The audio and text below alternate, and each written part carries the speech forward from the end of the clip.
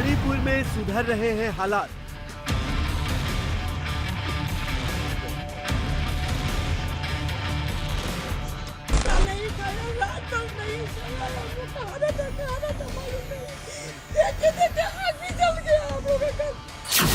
राहत कैंप में रह रहे हैं हजारों लोग।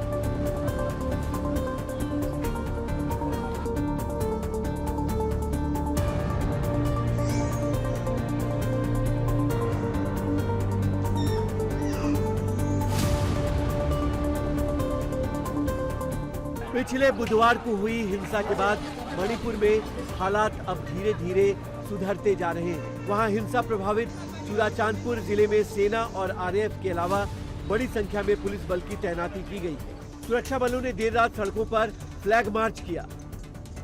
चुराचांदपुर जिले में शनिवार को कर्फ्यू में 3 घंटे की ढील दी गई थी ताकि लोग अपने जरूरत के सामान खरीद सकें। आज सुबह भी 7 बजे से 10 बजे तक कर्फ्यू में ढील दी जा रही है ताकि लोग दवाएं और खाने पीने के सामान जैसी जरूरी चीजें खरीद सकें।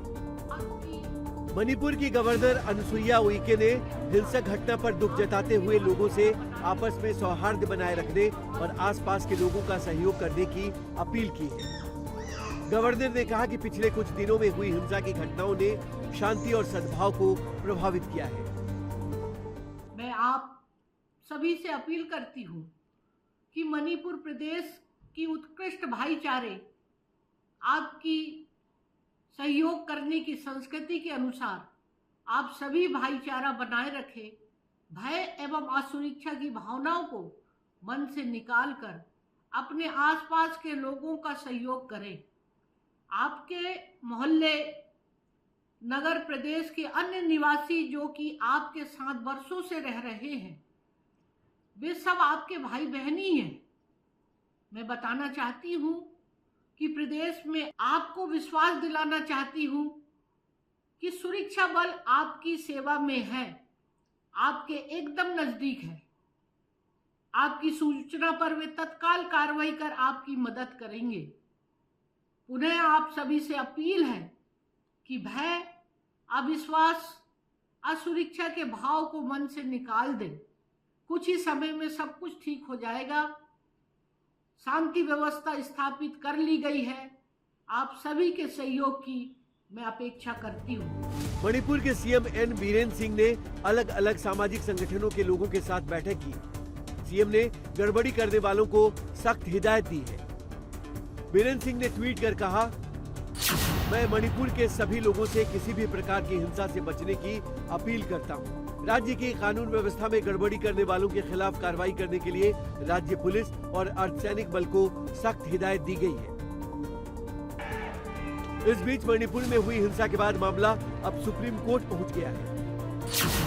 बीजेपी विधायक ने सुप्रीम कोर्ट में याचिका दाखिल की है। याचिका में हाईकोर्ट के फैसले को चुनौती दी गई है। हाईकोर्ट ने मैती समुदाय को एसटी कैटेगरी में शामिल करने का आदेश दिया था। सुप्रीम कोर्ट में दायर याचिका में कहा गया है कि मैती समुदाय जनजाति नहीं है। अब मामले की सुप्रीम कोर्ट में सुनवाई का इंतजार है, लेकिन इस बीच आगजनी के बाद हजारों लोग अपने घरों से दूर हो गए हैं। उनमें से कई लोग आसपास के रिलीफ कैंप में रहने को मजबूर हैं। हिंसा के बाद इन लोगों ने जैसे तैसे भागकर जान बचाई थी। अब उन्हें परिवार के बाकी लोगों की चिंता सता रही है। हम लोग का घर सब आग जला गया है ना। हम लोग अटैक किया है, आग जलाया है, घर जलाया है। हम कहाँ रहेगा वो लोग? हम लोग को है ना आग जला के हम लोग को मरने के लिए वो लोग ने कोशिश किया है। हम लोग बच्चा कहाँ, माँ कहाँ, घर कहाँ, बहन कहाँ, मालूम नहीं हो रहा है। तो हम लोग मेरा घर में मेरा बेटी है और मेरा माँ बाप है, भाई बहन है, सब कहाँ कहाँ मालूम नहीं है। अभी चुचामपुर में भी है। हम लोग थोड़ा बचा के इधर आ गया है, बाकी सब चुचामपुर में है। Suddenly attacking our home and we are attacked at that time. We don't know where to go, we don't know where to do, what to do, and we don't know where to run. We don't have any places to hide. We are any place to go. We are just staying in a place where we can save ourselves. कई सामाजिक संगठनों के लोग भी राहत camp चलाने में मदद कर रहे हैं ताकि घर बार छोड़कर भागे लोगों को रहने और खाने पीने की दिक्कत न हो। जितने भी वहाँ पे उन लोगों का घर जला दिया, उन लोगों के कम से कम थोड़ा हमसे हो सके उन सब इनके लिए हमने कंट्रीब्यूट करके और काफ़ी ऑर्गेनाइजेशन से ये डोनेशन वगैरह भी आया है। कुछ लोग ने चावल दिया, कुछ लोगों ने सब्जी दिया, सभी इकट्ठा करके ये रिलीफ कैंप चला रहे हैं।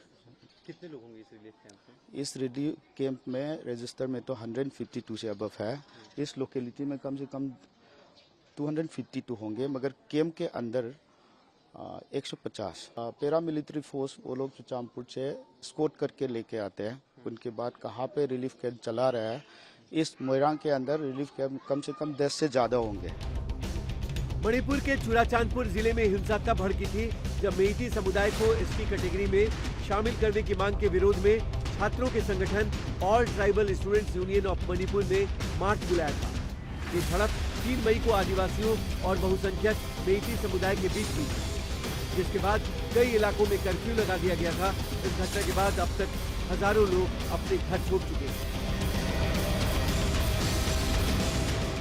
की खबरों से अपडेटेड रहने के लिए India TV crime alert channel YouTube पर सब्सक्राइब करें, बेल आइकन दबाना न भूलें। सावधान रहें, सुरक्षित रहें, देखते रहें इंडिया टीवी क्राइम अलर्ट।